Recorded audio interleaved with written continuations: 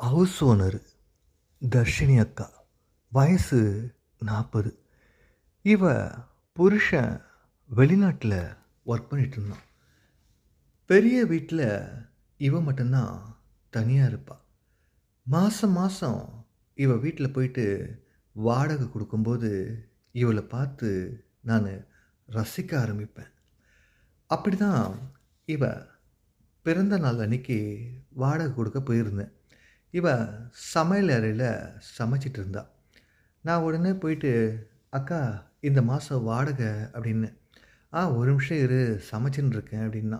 "எனக்கா இன்னைக்கு ஆள் நல்லா பிரைட்டாக இருக்கீங்கன்னு." "ஆமாம், இன்னைக்கு என்னோடய பிறந்த நாள்னா." சரின்னு சொல்லிட்டு விஷ் பண்ணேன். விஷ் பண்ணதுக்கப்புறம், "என்னக்கா ஸ்பெஷல்னு?"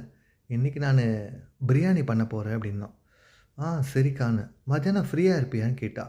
"ஏன்க்கான்னு?" "சாப்பிட தான்" அப்படின்னா. "இல்லைக்கா, எனக்கு ஆஃபீஸ் இருக்குன்னேன்." "பார்த்தியா, நான் கூப்பிட்டு கூட நீ வரமாட்டல்ல" அப்படின்னா. "சரிக்கா, நான் ஒரு 2 மணிக்கு வரேன்னு" சொல்லிட்டு நானும் ஆஃபீஸ்க்கு வந்துட்டேன்.